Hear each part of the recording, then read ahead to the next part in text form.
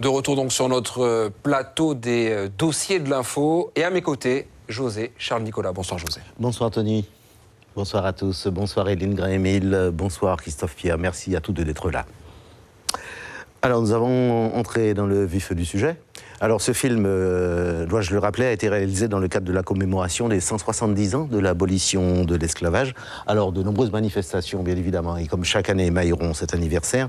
Et nous avons eu la curiosité de détailler les programmes des différents organisateurs, c'est-à-dire ceux qui ont à charge bien évidemment de commémorer cet événement. Alors tout ou presque, une fois de plus, tourne autour de la traite négrière et rien cette fois encore sur l'esclavage amérindien. Ma question, elle est peut-être brutale, mais vous le prenez comment ? Hélène, tout d'abord. J'ai envie de dire que je le prends comme je prends absolument tout ce qui se passe ici, en fait. C'est une... Peut-être que ce n'est pas volontaire, mais j'ai envie de dire quand même quand on a des personnes qui sont à des postes clés et qui ont des compétences, et même des personnes qui ont été élues, ce serait compliqué de dire que c'est innocent, en fait. C'est une façon de mépriser une partie de la population. Peut-être qu'effectivement, je dis ça de façon assez brutale, mais c'est comme ça qu'on peut le prendre aussi, comme une espèce d'agression encore et encore, puisqu'on oublie une partie de ce qui s'est passé sur ce territoire. Et ces personnes, elles sont encore là, elles n'ont pas totalement disparu. Donc il est bon de parler d'elles et de raconter leur histoire et l'histoire de ce pays de façon générale. Christophe Pierre. Je pense que ça rejoint une pensée générale en Guyane, en fait. C'est-à-dire que là, certes, on parle de l'oubli de l'esclavage des Amérindiens dans l'histoire ou bien dans la partie commémoration de l'esclavage. Mais c'est en général toute l'histoire des Amérindiens qui n'est pas du tout valorisée ou bien enseignée ou bien partagée ou bien expliquée, etc. Et disons qu'à partir d'un moment, c'est également à la Guyane, donc aux différentes populations qui sont présentes actuellement en Guyane, de s'approprier cette histoire, parce qu'elle leur appartient aussi. Et quel est l'intérêt, selon vous, d'occulter cette histoire ? Est-ce qu'il y a un intérêt, selon vous ? Je pense que qu'elle ne soit pas enseignée, cette histoire, justement. Je pense que c'est surtout par ignorance, vous savez. Prenons un exemple tout simple, c'est-à-dire que dans tous les préambules qui font, je ne sais pas moi, prenons l'exemple des accords de Guyane qu'il y a eu. Vous voyez, le préambule des accords de Guyane faisait état Guyane, terre colonisée, terre d'esclavage, terre de... Mais au fait, à ce moment-là, vous oubliez juste 15 000 ans d'histoire avant ça. L'histoire de la Guyane n'a pas commencé avec la colonisation ou bien avec l'esclavage. Et c'est souvent ça qui est enlevé, au fait. Donc il y a quelque part la mise en place d'une invisibilisation des populations amérindiennes qui sont à la base les peuples premiers de ce territoire, en vérité. Alors, je ne dirais pas que c'est de l'ignorance, justement, du coup. Quel intérêt ? Mais on le voit bien dans le documentaire quand Alexis Tchouka a dit c'est enlever l'Amérindien et garder l'homme. C'est une technique d'assimilation, c'est tout simplement une stratégie de colonisation, c'est bien ça.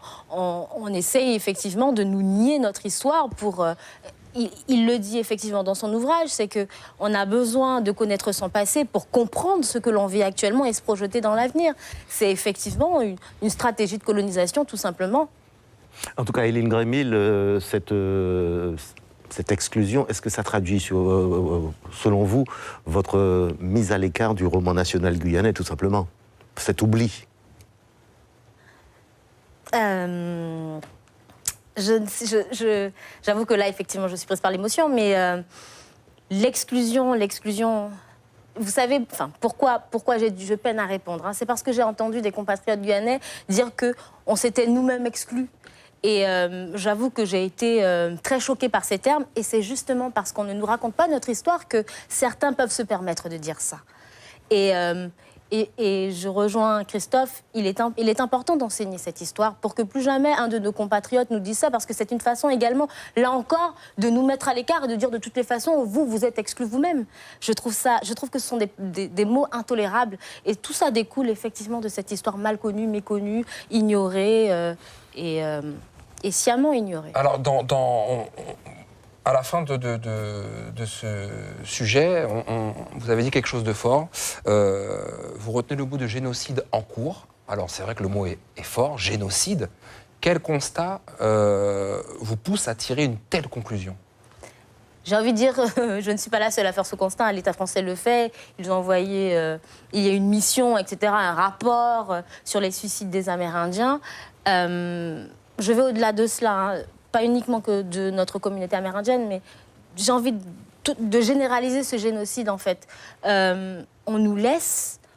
alors qu'on fait partie, en principe, de cette République, on nous laisse mourir avec des structures sanitaires complètement déplorables, avec une éducation à deux vitesses, entre guillemets, avec les personnes qui sont sur le littoral et celles qui sont à l'intérieur, donc nos compatriotes amérindiens qui doivent venir sur Cayenne et qui ne vivent pas forcément bien. Hein, le fait d'être loin de leur famille, etc. Génocide en cours, oui, parce qu'on a justement ces compatriotes qui continuent à se suicider et qui vivent mal, en fait, cette société imposée. Christophe Pierre, on a également parlé de réparation, mais aussi de pardon.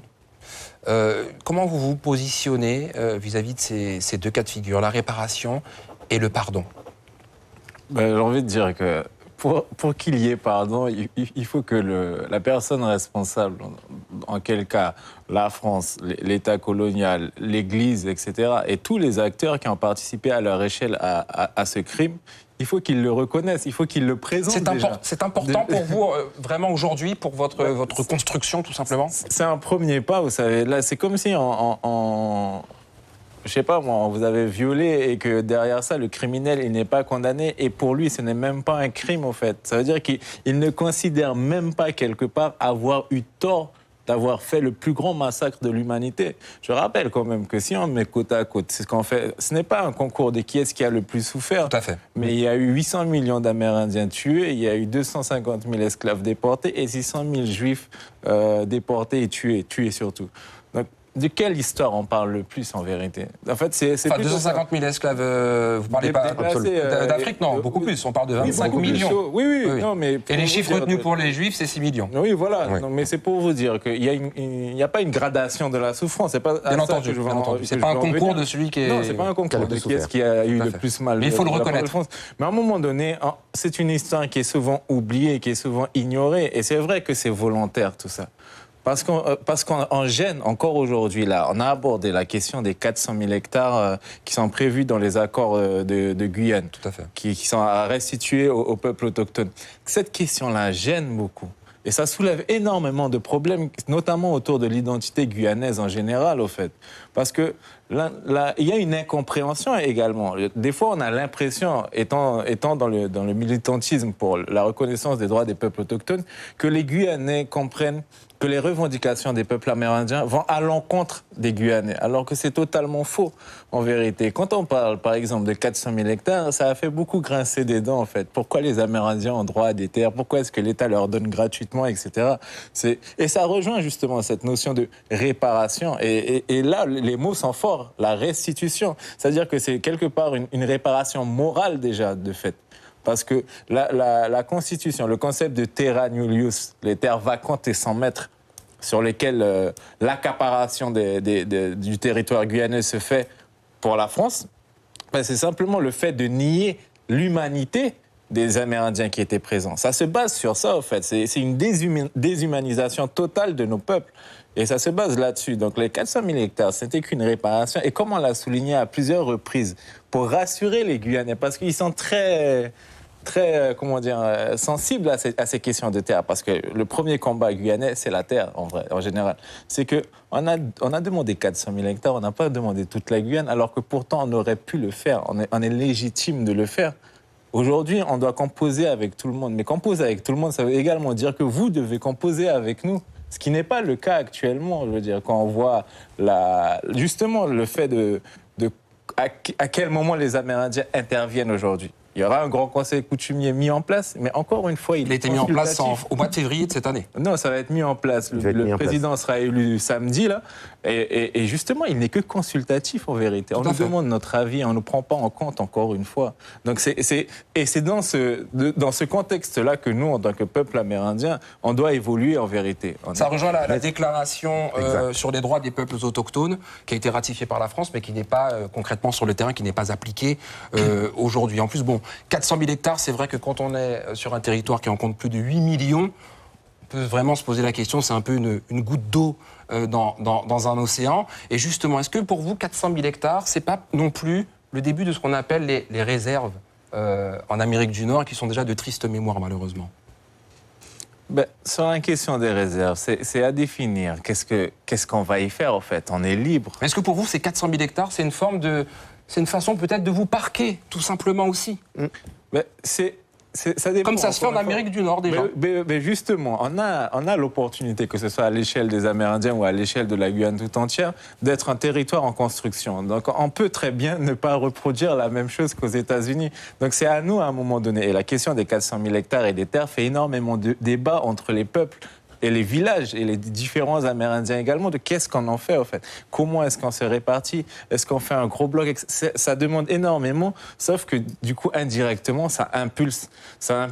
C'est-à-dire qu'on est, du coup, dans une génération où on recherche, on redécouvre le lien qu'avaient nos peuples à la terre et on laisse des fois nos téléphones de côté et on écoute les anciens. Ça implique ça, en vérité. Donc, c'est une dynamique, quelque part, qui relance la réappropriation culturelle, identitaire. Parce une que symbolique forte, en tout cas. de 400 000 hectares de foncier.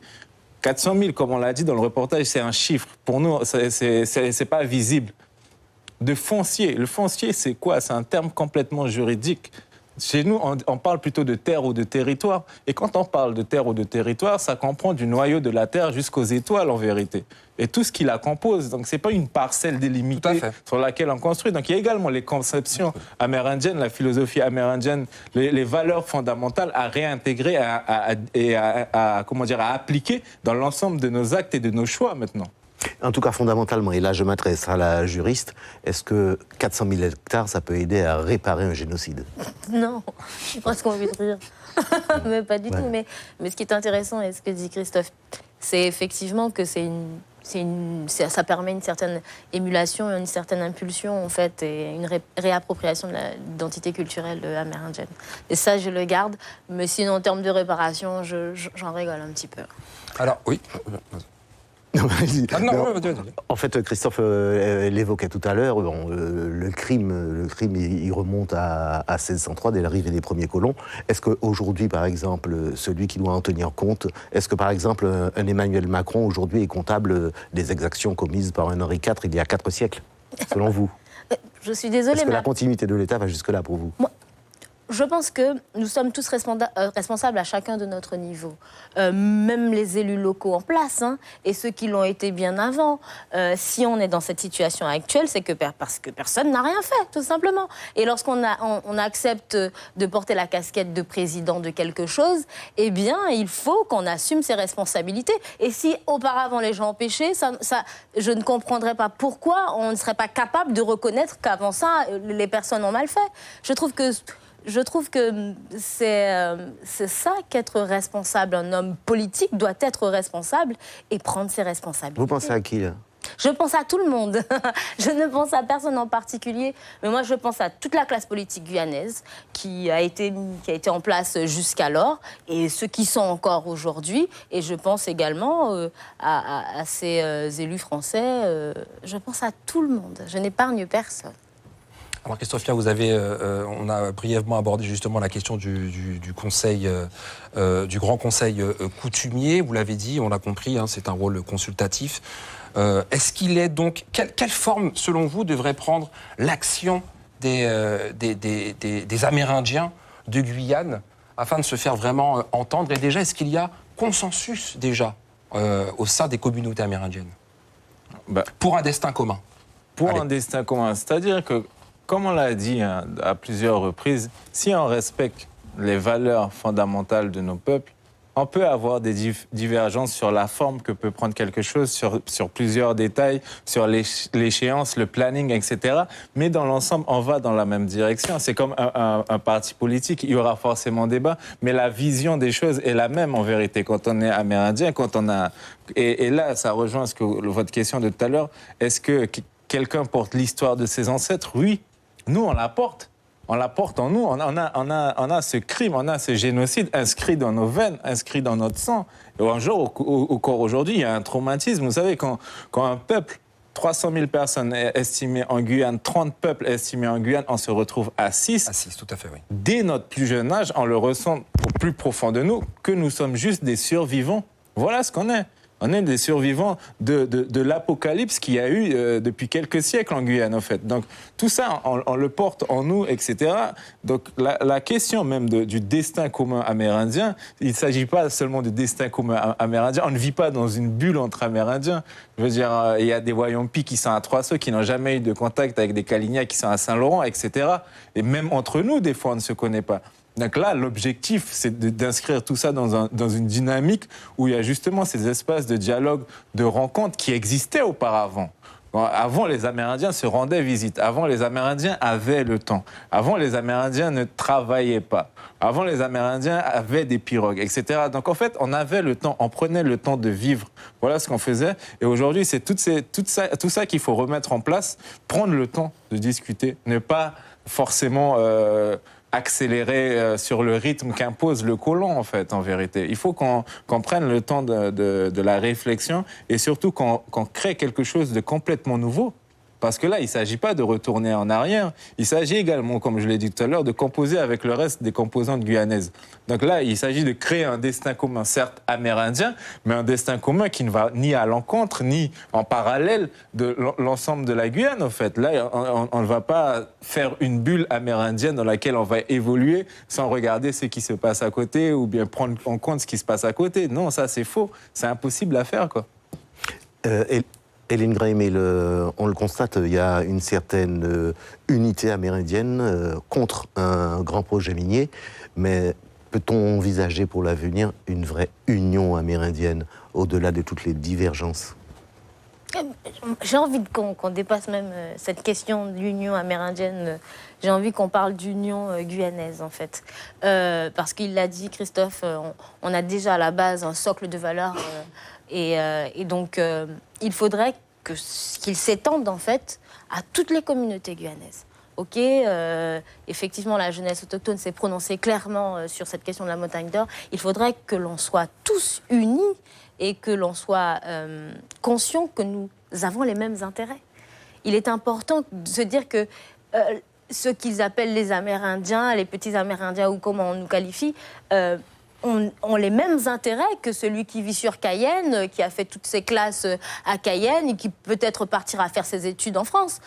Il faut qu'on comprenne effectivement que cette terre où nous vivons, eh bien, c'est cette base sur laquelle on va construire cette communauté de destin. Justement, Hélène, vous êtes issue du métissage, un père noir, une mère amérindienne. Est-ce que vous avez dû faire un choix entre ces deux cultures ?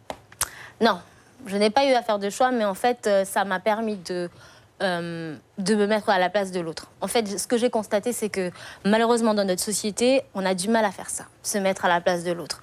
On va critiquer l'étranger, on va critiquer celui qui arrive, on va critiquer le bouchi, on se met jamais à la place des autres, en fait. Et ben moi, j'avais les deux places, on va dire ça comme ça. Donc moi, j'allais passer toutes les vacances avec Pipi, mon arrière-grand-mère qu'on voit dans le documentaire. Et puis, le reste de l'année, j'étais avec mes petits camarades qui me ressemblaient plus ou moins. Mais moi, j'ai un petit côté exotique, entre guillemets, alors que je suis d'ici, hein, parce que j'ai les cheveux bouclés, etc. Mais ça m'a justement permis de comprendre un petit peu le système dans lequel nous étions.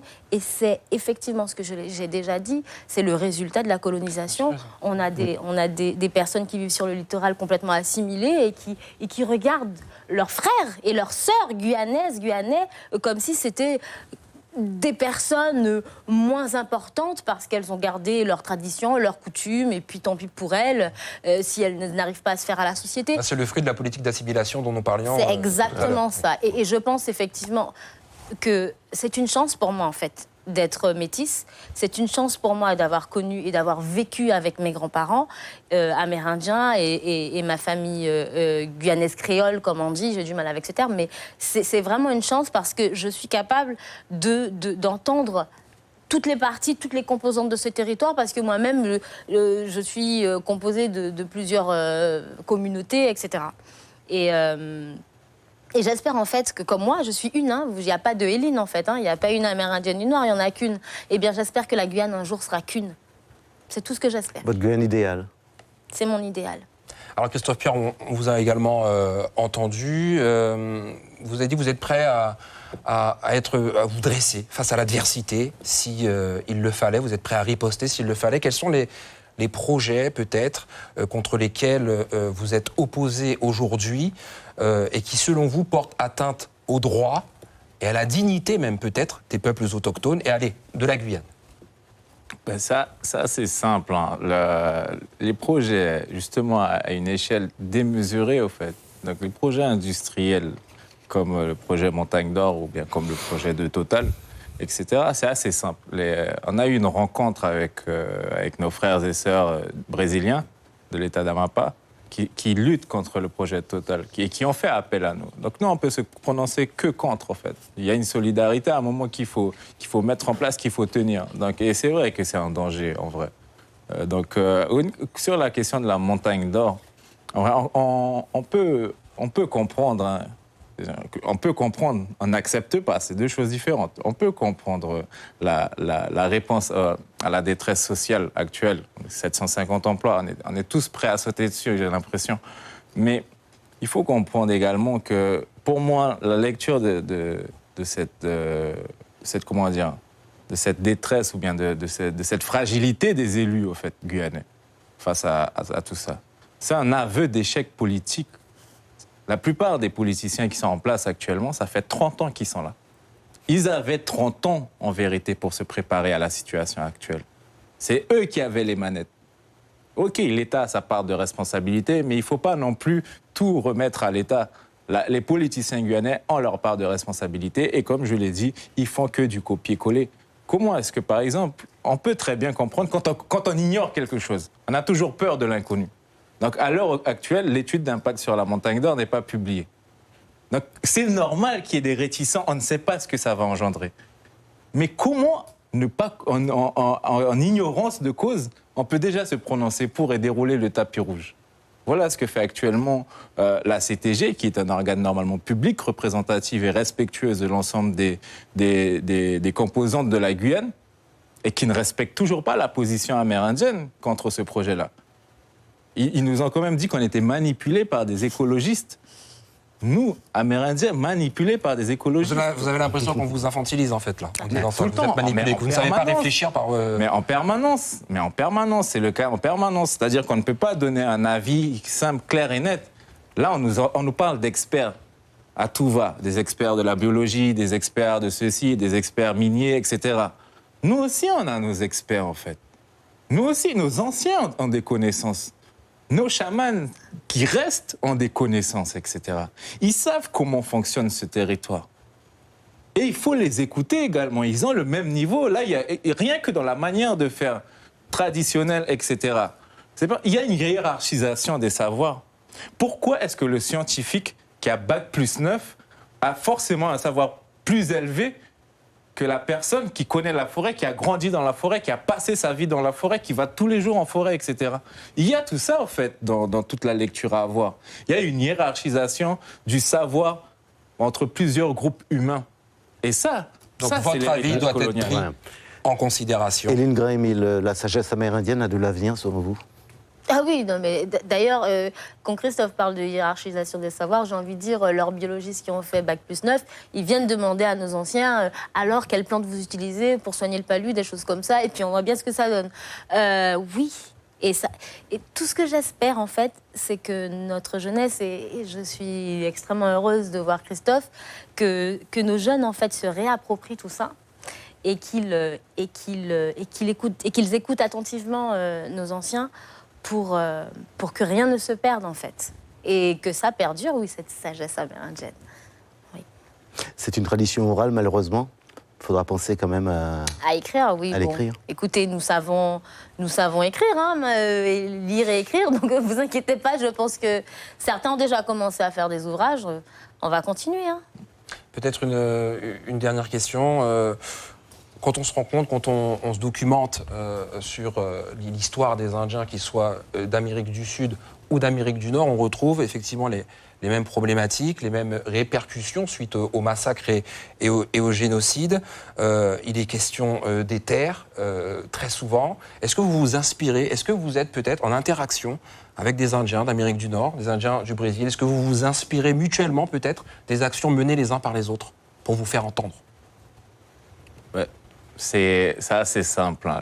Le mouvement jeunesse autochtone se concentre sur 3 thèmes. Apprendre, donc on est jeune, hein, on doit apprendre de nos anciens, mais également apprendre des autres peuples, des autres jeunes, et apprendre des autres communautés guyanaises. C'est partager, donc partager des moments, des instants, aller les voir, qui viennent nous voir, etc. Donc de s'inscrire dans une dynamique aussi bien d'échange au niveau local, régional, national qu'international. Et ensuite protéger. Donc protéger, c'est protéger contre la destruction, par exemple contre le projet de la Montagne d'Or, etc. Donc j'ai envie de vous répondre qu'aujourd'hui, les nouveaux outils nous permettent d'être en contact en permanence avec nos frères et sœurs d'ailleurs. Mais pas que d'Amérique, mais également de Nouvelle-Zélande, de Kanaki, d'Afrique, etc. Je veux dire, on a des combats en commun parce qu'en vérité, les multinationales qui des fois veulent s'implanter, ils ont déjà fait la même chose ailleurs. Donc nous, on essaye d'apprendre d'eux. Quand on vous dit qu'il y aura des impacts également sociaux, à savoir que par exemple, au Canada, il y a énormément d'industries au niveau du gaz qui s'implantent. Et tout de suite après, les femmes, notamment, ont remarqué qu'il y a une agression. Enfin, le taux d'agression envers les femmes augmente parce que quand il y a une entreprise qui s'installe, notamment minière, etc., et qui débarque avec 1000 hommes, les hommes, ils ont besoin de se défouler à un moment donné. Et c'est surtout les femmes du coin qui en payent le prix. Donc, il y a tout ça, en fait. Donc, ça nous permet d'avoir une vision d'ensemble et également d'avoir quelque part une niche d'alternative, d'autonomisation des peuples, également de partage de plantes. Il y a des choses qui ont disparu en Guyane, qui peut-être existent encore ailleurs, etc. Très bien. Donc on l'aura compris, les échanges sont bien présents. Une conclusion, José? Merci à tous deux d'être venus. Ça fait avec plaisir et merci pour les différents éclairages que nous avez apportés. Merci Tony de m'avoir invité. Merci beaucoup José, merci donc à Éline Grand-Émile, juriste, et merci également à Christophe Pierre, porte-parole des jeunesses autochtones. Ils sont tous deux, je le rappelle, Téléouillou. Merci également à vous de nous avoir suivis durant cette saison des dossiers de l'info qui s'achève ce soir sur La Première. Très belle fin de soirée à tous et à très bientôt.